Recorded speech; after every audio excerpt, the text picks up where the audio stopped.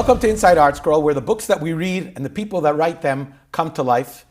It's a distinct pleasure and a schus to welcome to ArtScroll Studios Rabbi Daniel Glatstein. How are you? Shalom Aleichem. It's a pleasure to have you here. Rabbi Glatstein is a Mayan HaNeveah, a wellspring that just constantly teaches and teaches. And as a matter of fact, I did a drop of research about in an interesting way, and I went to Torah Anytime, and I realized that he has given almost 11,500 shiurim. Hafli v'fali. You should just go from chayil to chayil, from strength to strength. Amen. Today we're here to discuss a fantastic book, The Light and the Splendor, a book about Chanukah and Tu B'Shevat, but predominantly about Chanukah. And it's perfect timing because Chanukah is right around the corner. And Rabbi Glatstein, I'm going to tell you personally that like a good part of most people that I know, Chanukah is like its presence, and if there's even a makar to that, it's latkes, it's families getting together. Of course, it's hadlakas neiros, it's al hanisim, and probably even learning the sugyas maybe.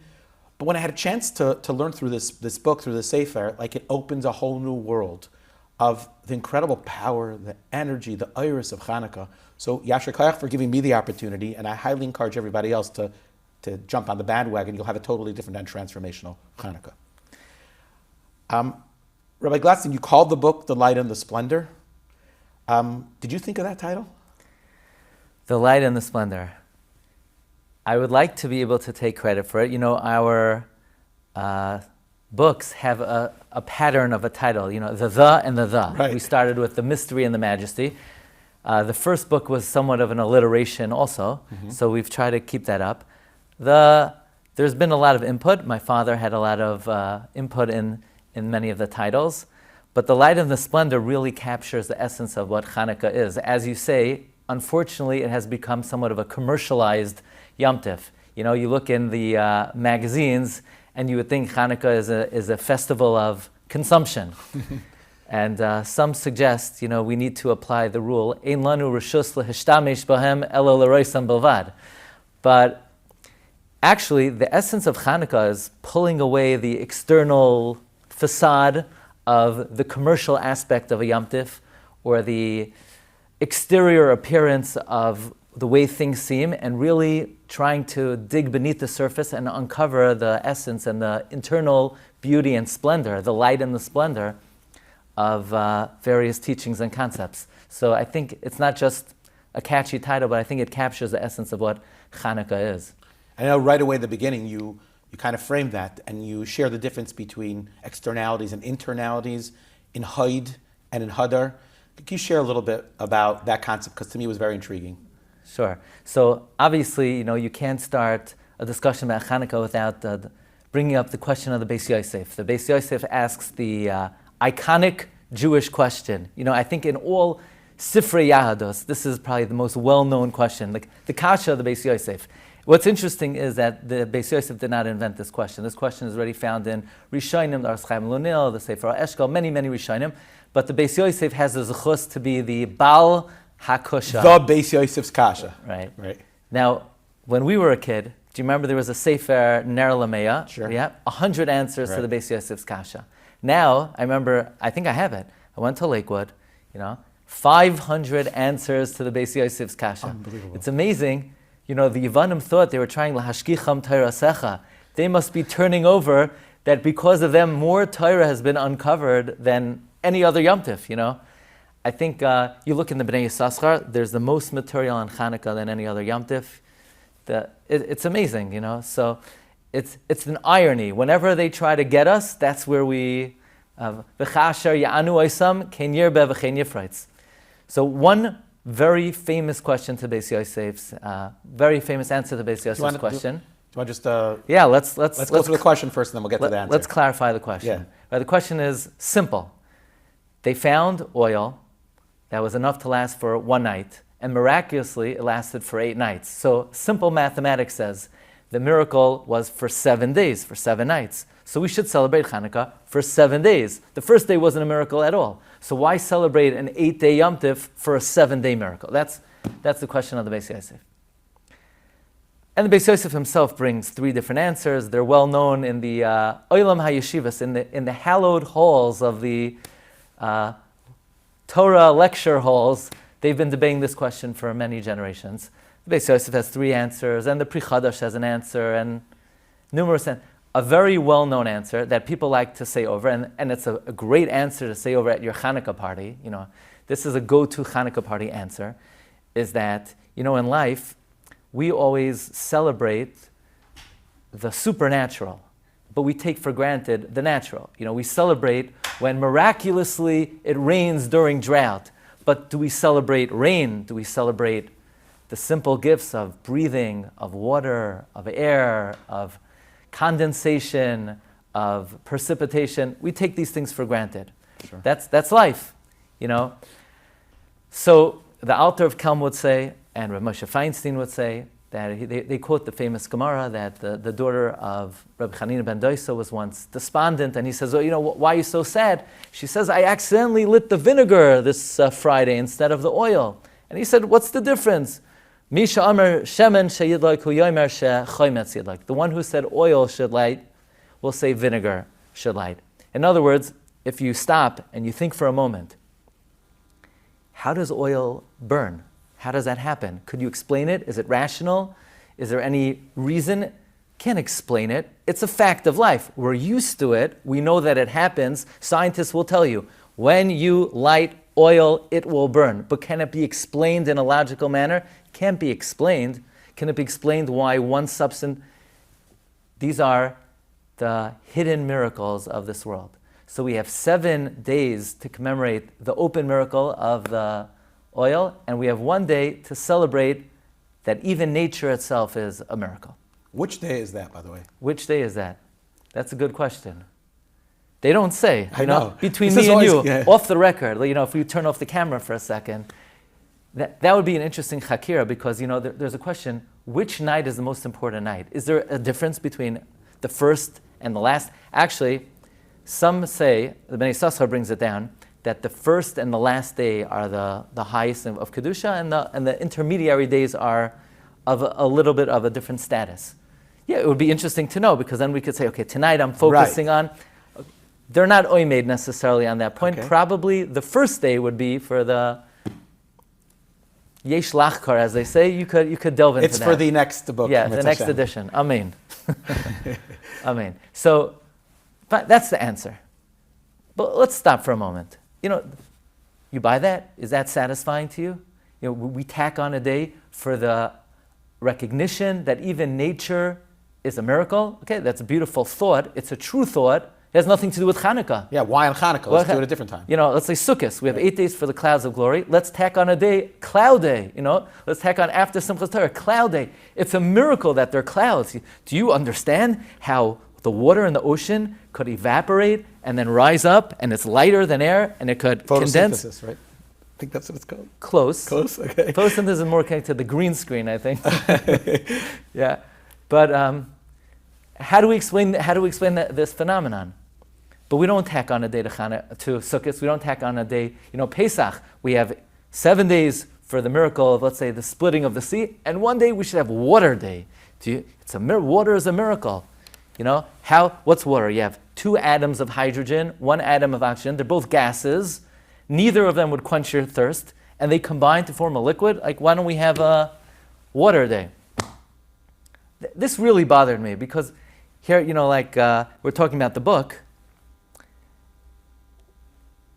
My humble contribution is not just to write down a Vart. There are enough books of Vertlach, beautiful Svarim. It's to take certain important piece of information we have, re-examine it, and show that there's a depth and a beauty to it that could really exhilarate the neshama. So this is a perfect example. This is a classic answer, but think about it for a moment. Does it really resonate with you? And I saw a beautiful idea in one of the amazing Svarim of Reb David Kayin, Rosh Yeshiva of Hebron. He has a beautiful Sefer on Chanukah, and I believe this idea is his development, where he says that possibly the most famous words of the Ramban that the Ramban ever wrote at the end of Parshas Bo, Ramban says, "Umin hanisim hamufursamim adam moida benisim nistarim she'ein lachem chelek b'toras Moshe Rabbeinu." Unless a person realizes and recognizes and believes There is no such thing as nature. Nature is not an entity. Nature is just an appellation that we give to processes that are not overtly supernatural, but they are divinely orchestrated, no less than the supernatural. So this is a yesod. One of the most important foundations of Judaism is recognizing there's no nature. From open miracles, we need to recognize the hidden miracles. But that's specifically relevant to Chanukah in the following sense. Like you mentioned, there are two terms in Lashon HaKodesh. They both mean beauty, but they have different fundamental connotations. There's the word hadar, and there's the word haid. Hadar refers to external beauty. Esrog has hadar, pre-AIDS hadar. It has beautiful shape, beautiful bumps, beautiful color. It's misameach you by looking at it. But then there's something called haid. Hashem tells Moshe, "V'nasata me'haidcha alav," place from your splendor on Yehoshua. You can have someone, you look at them, they objectively look beautiful. There are certain objective standards. There could be someone else who, maybe if you take a picture of them, a snapshot, and you look at that picture, you might not say objectively their looks are appealing. But when you speak to them, and by the way, just as an aside, that's sometimes the danger of people in the world of shidduchim. That's the danger of just taking a snapshot. Picture. It's just a picture. Because you're just viewing them and judging them by hadar. You can have someone, maybe they're not objectively hadar, but when you know them, they have wisdom, they have humility, they have chachma, they have good character, noble character. There's an inner splendor that shines from them that's more magnificent than just objective beauty. That's haid. Haid is inner splendor. And one of the main points of contention between the Greeks and the Jewish people is which is given primacy. Judaism doesn't reject hadar. The Torah does speak about the objective hadar of imahos and so forth, but it is an enhancement only if there is haid. The Greeks judged other people only by their external appearance, body sculpting, body image, muscle tone, Olympics, yeah. Athleticism. Mm-hmm. The Jewish people don't view things that way. To us, the primacy is given to internal character, wisdom, chachma, anivos, midos tovos. Hadar could enhance that. The Gemara talks about koima, yoifi, but that's an enhancement. That's not the fundamental. That's the battle between Yavan and Yisrael. Hadar versus haid. The amazing, I would call it just discovery of Rav David Kain, is that battle between hadar and haid can be applied to looking at the world and the events of the world. You could look at rain, and you could say, well, let's measure the water in the ocean. Now let's measure how it evaporates and becomes lighter than air. Now let's measure how much water is contained in the cloud, and let's predict when the rain will fall. That's the world of Yavan. If I could measure it, compute it, calculate it, add it up, I believe in it. But anything that I can't computate doesn't exist. We don't believe that.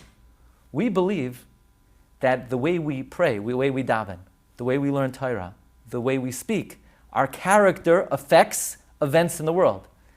We believe, if you rally or you protest, that could have an effect. But that's not the only thing that has an effect. There are things that could have a more profound effect. We believe there's an inner mechanism of the universe that we don't understand how it works, that God is pulling the strings with a veil, with a cover that masks how it's operating, but on the internal, the way it works, the haid of the world is the yad of HaKadosh Baruch Hu, which is directly affected by our Torah, our mitzvahs, our masim Torah. So, if Chanukah is a celebration of how we overcome the Yavanim, and it's the giving primacy to haid, so essential to Chanukah is recognizing that this world is not only about the open miracle. It's about recognizing that the open miracle has to show us There's a height to this universe that even the rain and even the fact that oil burns and the regular, ordinary things that we take for granted is a miraculous hand of Hashem. There is no wonder then why Chanukah is so inextricably bound with gratitude. And this is also a beautiful idea. Right. It's an amazing idea. Even though I wrote it, I said it, I forget it all the time. Why don't we have gratitude? Why aren't we waking up in the morning overflowing with gratitude? Because we take everything for granted. Why do we take things for granted? Well, what should I be grateful for? That I have a house? I have a house because I got a job.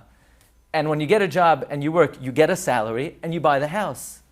What should I what should I have gratitude for? Children? You get married, you have children. That's the process. What should I be grateful for? There are processes in this world. So I do what I have to do, and the results are inevitable. That's Yavan. That's Greek philosophy. We have to remind ourselves constantly that if you have children, yeah, you got married, but it's only because of the kindness and compassion and the rachamei shamayim and the benevolence of the Almighty. And if we have a house, it's because of Hashem's chesed. There's no processes. It's the Yad of HaKadosh Baruch Hu b'chazdoi u'v'rachamav is gifting it to us at every moment. So Chanukah is inextricably bound with gratitude to Hashem. And like the Gemara says, but I know the Rishonim don't learn like this, that they made the Yontiv of Chanukah behalel v'haidah. Just very pashut pshat. Haidah means a time to give thanks. That's really what it is. Beautiful, and you write it so beautifully in the Sefer inside of the book. I want to come back to something you said before. There's 500 answers to the Beis Yosef's question. And really, at a different time, when we sit down and we schmooze these type of things, like, could all 500 be true? But that's a different discussion. If there's 500 answers to the Beis Yosef's question, don't you think there should have been a Masechta called Chanukah? And I know you addressed this in the book extensively. Like, Megillah's one day, barely one day, and we have a whole Masechta. Okay, it has other halachas in it as well. Chanukah, you get a few small pieces of real estate, a few blot in Masechah Shabbos, and then it's mentioned once or twice, I think, in the entire Shas. Why is that? Why is there no Masechas Chanukah? Wouldn't it be geschmacked? You make a siyum on Masechas Chanukah over the 8 days of Chanukah. There'll be like Dirshu, and there'll be this organization, that organization. It's worth it for me to come today just to hear you phrase the question that way, because we're all familiar with the question, why there's no Masechta on Chanukah, but then you think about it, like, is there enough material to really ask that question? But then you see the svarim that are coming out, And Rabbi Glatstein, you probably have 200-300 shiurim alone on Chanukah on Torah anytime. That could make a Masechta, So there is an approach in the Sefer. I call it a very innovative, but profound and yet provocative approach. And it's very important for the greater audience to be aware of it and to think about this. This approach I heard many years ago from a great Rav I used to love to listen to. He was originally, he was a Rav in England. Mm-hmm. He comes from Ireland. His name is Rabbi Isaac Bernstein. In my opinion, one of the top speakers I've ever heard. And you quote him pretty extensively, not just once in the book. It's there more than once. Yes, I quote him there, and maybe in the essay on the restoration of the Jewish home. Correct. Yeah, very good. So I see you did a good job I'm a big reviewing the book.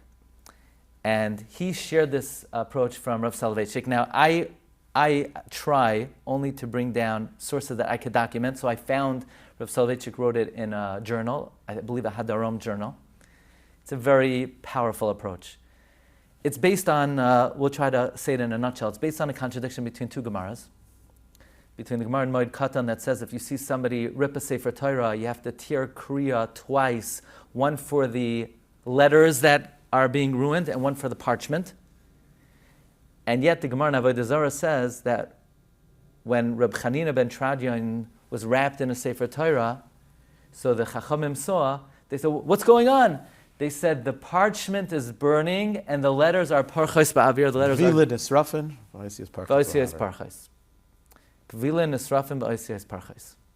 So that means the parchment is being destroyed, but the letters are being preserved by flying up. So ask Rav Soloveitchik, so why does the Gemara say you have to tear Kriya twice? You should only tear Kriya for the Gvilim and not for the Oisias. Fantastic question. It's the first time I ever heard it was when I read the Sefer, so shkayach. And he says something amazing. He says, throughout history, they've always tried to persecute us physically. Laroig ula'abed lahashmid laroig ula'abed. But for the first time when it comes to Yavan, they came lechalel, to profane. We never found that before. Did you see by Nebuchadnezzar and his cohorts, they came to profane, to desecrate, to render secular? We don't find that. We don't find that by Persia. We don't find that by Rome. Only by Greece. Why is that?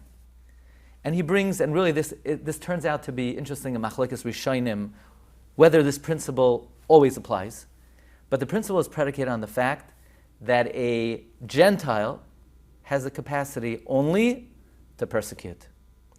But to then defile our sanctity, it has to be an internal job. Only someone who is fundamentally connected to sanctity has the capacity to render it profane and make it secular. So it never happened. The real story of Chanukah, and this is not for the faint-hearted. We're going to put an audience discretionary viewership on this. You have to have a certain level of Jewish background to even listen to this. Okay, so if you're not ready to hear this, tune in to a different interview with Fast forward a few minutes. Yeah. But it wasn't about the Greeks against the Jews. It wasn't, because all the Greeks could do is lahashmed laroig ula'abed. But there was an internal battle going on here, and that is the vast majority of the Jewish people had headed over and moved over to the sides of the Greeks. We call them misyavnim Hellenists. And these Hellenists, they indeed have the capacity lechalel. They have the capacity to profane. And that's what they try to do. And therefore, we keep the Chanukah story very brief. TMI with Chanukah. Too much information. We can't tell the multitudes what went on. This wasn't Gentile versus Jew. This was Jew versus Jew. There's no Masechta on Chanukah, because Chanukah was a downright embarrassment for the Jewish people. The Gemara in Moed Katan that says you have to tear Kriya twice. I have to tear Kriya twice. In Avodah Zarah, the Romans were killing Rabbi Chanina ben Tradion. Romans, they could affect the white parchment. They can't affect Oisios HaTorah. But the Gemara in Moed Katan, it's talking about when a Jew tears a Sefer Torah, a Jew could affect the parchment and the letters of the Torah. Fascinating. And therefore there's no Masechta on Chanukah. We don't want to get into all the details. This is a little bit scary, because you're saying the majority of the Jewish people in the world were not people who were 100% Shemer Torah mitzvahs. They kind of bought into the secular philosophy. I guess you could say in those days it wasn't the Western philosophy, it was the Greek philosophy. I mean, has there been another time in history that there's such a parallel like nowadays? The percentage of Jews in the world that are Torah true Jews that would have been able to be in one of the Maccabees is very small. If you look at the broader Jewish world, it's probably 10%.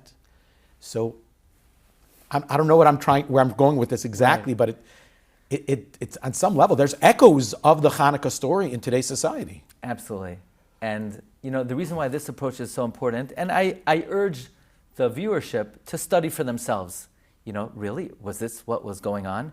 I found from the Reish Rav, he said, you think the miracle is they found one flask of oil and it lasted for 8 days? That's what we're celebrating? The one flask of oil was the the small minority of the Jewish people that remained loyal to Torah mitzvahs, and from there they were able to proliferate and become strong again. That's the true symbolism. Amazing. So what you're mentioning is, it turns out Chanukah is so relevant to our times. Marvelous. Because, unfortunately, the facts on the ground are that those who are true to the traditional values of Torah mitzvahs today are also a very small percentage. While the majority of our people, maybe we need to do a better job educating them. But the reality is that right now, there's only enough oil to last for one day in the Jewish people. And Chanukah is a time that we need to strengthen ourselves to ensure that the rest of the Jewish people can also be illuminated and ignited with the fire of Torah the way that we, Kohanim, those who are loyal to Torah mitzvahs, are right now. Rabbi Glatstein, I want to bring this to a close, and I know that there's a beautiful story, something fascinating you want to share. But there was something in this book that I never knew before. perhaps a reason why we eat donuts on Chanukah. You had a very unique approach. Do you remember what exactly I'm referring to? Why do we eat donuts? Okay, so we know because of the oil. Yeah. My 12th grade Rebbe used to say, you eat one the first day and it burns you for 8 days. but you have a very unique reason. Maybe from Reb Shlomo Zalman Auerbach. Yes, correct. Because, if you just eat a latke, it's not going to cut it because you're only going to make a bar nefashos. But the Gemara tells us that the Yevanim, they defiled the Mizbeach. And the only real prayer we have to pray for the restoration of the Mizbeach is an Alamichya. So therefore, they made jelly donuts. Now you'll say, why donuts? Why not cookies? That's a good question. Maybe because a cookie, lamaisa, it's a suffix berachas hamazon. You might have to bench. But jelly donut, it's fried. You for sure make an alamichya, and this way you could pray Hashem al mizbechecha ve'al. You could restore the mizbeach. So look how much mesiras nefesh we have. We eat dangerous substances that could minimize a human lifespan just to be able to pray for the restoration of the mizbeach. Fascinating. Okay, Rabbi Glatstein, I know you mentioned a personal story that happened based on something that happened in Europe. Could we bring this together? And we could probably sit here for 6 or 7 hours and just touch the surface of what's in this sefer. But let me hear the story. Okay, so basically, this sefer, and also in the sefer on Rameir Balanes called Rameir Balanes and the Eternal Children of Hashem, I published an idea from the Chida. The Chida is discussing, why don't we say Sveika D'Yoyma in Chanukah? Why don't we have 9 days of Chanukah? The Chida also discusses the Beis Yosef's question. So he quotes the Orchos Chaim of Luniel, one of the great Rishonim of Provence. And the Orchos Chaim of Luniel says, look, the Yevanim try to be Mavatel, Chodesh, Mila, and Shabbos. You know why there are 8 days of Chanukah? Because in those days, if there are at least 7 days, you'll have a Shabbos. You're definitely going to have Rosh Chodesh Teves. But how are you Merames to Mila? 8 days is the remez to Mila. And the Chida says, that's why you can't have Sveika D'Yoma, because you add on 9, you lose the remez to Mila. Fine. After publishing this, I'm not a collector of Jewish artifacts, we'll call it, antiquities, but I have a very deep connection with Chida. Maybe I discussed it on a different occasion. And I always wanted to get a hold of the signature of the Chida. It is a very unique item. And I asked one of the big collectors today, Israel Mizrahi, if you ever see the signature of the Chida, if you could, I want to take a look at it. At least give me the opportunity to think about it. Even though it's beyond my purchase power, I want to see it. Anyway, over the years, different people show me different signatures, and really what's unique about it is the Chida signed his name in the shape of a boat because of his great-great-grandfather, Chesed Avram, who was saved on a boat. Okay. And over the years, people have shown me the signature, but it wasn't the complete boat, so that's how I justified not paying the money, because I figured if I'm ever going to get it, it's the whole boat or nothing, okay? Anyway, right after the book came out, I got a call, I have an amazing specimen of the Chida signature. It actually has 2 of his signatures. And he told me the price. I was like, I wish. But then, without getting into too many details, somebody who knew that I enjoy the Chida wanted me to have it, and he came back to me with a special price. And right after the book came out, I became the proud owner of the signature of the Chida. This is the official signature of the Chida. Wow. In the shape of a boat. Uh-huh. And first of all, look how beautiful it is. It's in a leather-bound edition to preserve it. And there's another signature because the name of the sefer is Orchos Chaim. And the Chida's name is Yosef, Chaim Yosef David. So he used the Chaim from the title. He put in Yosef David Azulai, Samach Tes, which stands for Sfardi Tahar. Sfardi Tahar. And then, okay. And by the way, and on the title page, there's actually biographical information. The Chida was a great bibliograph, and he wrote biographical information on the Orchos Chaim Luniel. Think, wait a second, the Orchos Chaim? That's the Chidush that we just published for ArtScroll. I bet it's in here.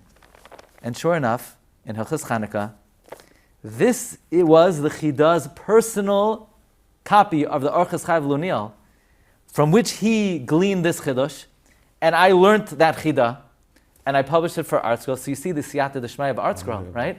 That ArtScroll publishes it, and the Chida says, here's a little Chanukah gift. Chanukah gift, exactly. A little kiss from Hashem that this was the Chidah's personal copy of the Orchos Chayv of Luniel, where he saw that Chiddush of why Chanukah is 8 days, and now it's brought to the general tzibur. Wonderful. Thank you so much for sharing. The book, The Light and the Splendor, highly recommend that you buy it. It will transform your Chanukah. We literally touched the tip of the iceberg. Chanukah is so much, and it's so beautiful, and it's so powerful. Rabbi Glatstein, you should just go from Michael Chayil, the same way that you published this book, and many others. You should continue to publish it with Chavas Hadas. And at the end of every time that you publish a book, sefer, someone should buy you a beautiful book like Orchos Chaim, a sefer like Orchos Chaim and Antiquity. I wish you Hatzlach in all your amazing work here and for all of Klal Yisrael. Yashikach, thank you so much.